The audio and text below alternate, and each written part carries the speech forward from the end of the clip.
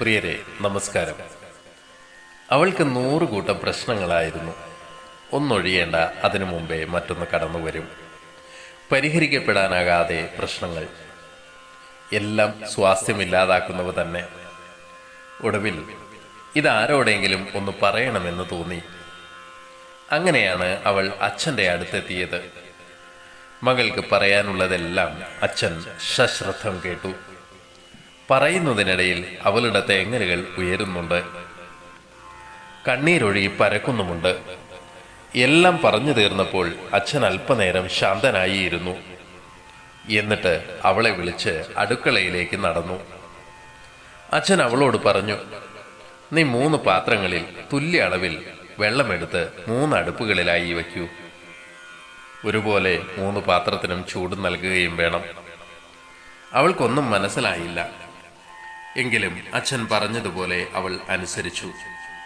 എന്നിട്ട് അദ്ദേഹം ഒരു ഉരുളക്കിഴങ്ങ്, ഒരു കോഴിമുട്ട, കുറച്ച് കാപ്പിക്കുരു എന്നിവ മകളുടെ കൈകളിൽ നൽകി. ഓരോന്നും ഓരോ പാത്രത്തിലിടുക, അദ്ദേഹം അവളോട് പറഞ്ഞു. അവൾ അതും അനുസരിച്ചു. ഏകദേശം 20 മിനിറ്റുകൾക്ക് ശേഷം അച്ഛൻ പറഞ്ഞതനുസരിച്ച് അവൾ അഗ്നി കെടുത്തി 3 പാത്രങ്ങളും താഴെ ഇറക്കി വച്ചു. ആദ്യത്തെ പാത്രത്തിൽ നിന്ന് ഉരുളക്കിഴങ്ങെടുത്ത് മകളുടെ കയ്യിൽ വച്ചു കൊടുത്തിട്ട് അദ്ദേഹം ചോദിച്ചു, എങ്ങനെയുണ്ട്? നന്നായി വെന്തിട്ടുണ്ട്, വളരെ സോഫ്റ്റ് ആയിരിക്കുന്നു, അവൾ പറഞ്ഞു. രണ്ടാമത്തെ പാത്രത്തിലെ കോഴിമുട്ട അവൾക്ക് നൽകി അച്ഛൻ ചോദ്യം ആവർത്തിച്ചു. അവൾ പറഞ്ഞു, ഇതും വെന്തിട്ടുണ്ട്, അതുകൊണ്ട് നന്നായി ഉറച്ചിരിക്കുന്നുണ്ട്. അതിനുശേഷം അയാൾ അവൾക്ക് ഒരു ഗ്ലാസ്സിൽ കാപ്പി പകർന്നു കൊടുത്തു. അതിൻ്റെ രുചിയും സുഗന്ധവും അവൾക്ക് ഏറെ ഇഷ്ടമായി. അവളുടെ പ്രകാശപൂരിതമായ മുഖത്ത് നോക്കി അപ്പോൾ ആ അച്ഛൻ പറഞ്ഞു, ഒരേ ചൂടിൽ അടുപ്പിൽ വച്ച 3 പദാർത്ഥങ്ങൾ വ്യത്യസ്തമായ രീതിയിൽ പ്രതികരിച്ചത് നീ കണ്ടില്ലേ? ഇതുതന്നെയാണ് ജീവിതവും. ഒരേ സാഹചര്യത്തെ നാം നേരിടുന്നതിൻ്റെ വ്യത്യസ്തതയാണ് നമ്മുടെ പ്രശ്നങ്ങൾക്ക് പ്രധാന കാരണം. നോക്കൂ, തിളച്ച വെള്ളത്തിൽ ഇടുന്നതിന് മുമ്പ് എത്ര ഉറപ്പുള്ളതായിരുന്നു ഉരുളക്കിഴങ്ങ്.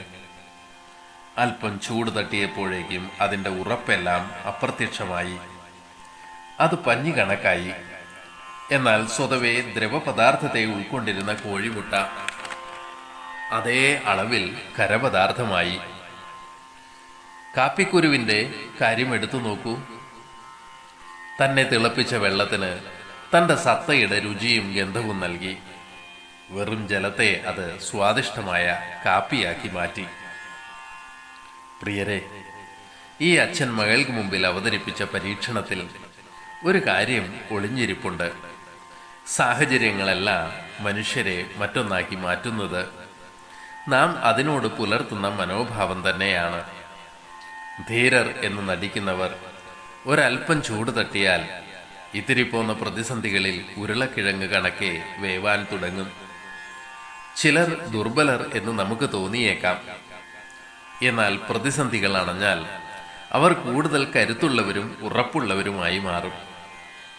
ഇനിയുമുണ്ട് മറ്റൊരു കൂട്ടർ, ഏതു പ്രതിസന്ധികളെയും മാധുര്യമേറ്റുന്ന വിജയവേളകളാക്കി മാറ്റുന്നവർ. സാഹചര്യങ്ങൾ ഏതും അവർക്ക് അവസരങ്ങൾ തന്നെയാണ്. അവിടെ പ്രതികൂലമായ സാഹചര്യങ്ങൾക്കും അവർ സന്തോഷം പകരുന്നു. ഇതിലെവിടെയാണ് നമ്മുടെ സ്ഥാനമെന്ന് നിശ്ചയിക്കേണ്ടത് നാം തന്നെയല്ലേ? അത് മറ്റാർക്കും വിട്ടുകൊടുക്കേണ്ടതില്ല. ഏവർക്കും നമസ്കാരം.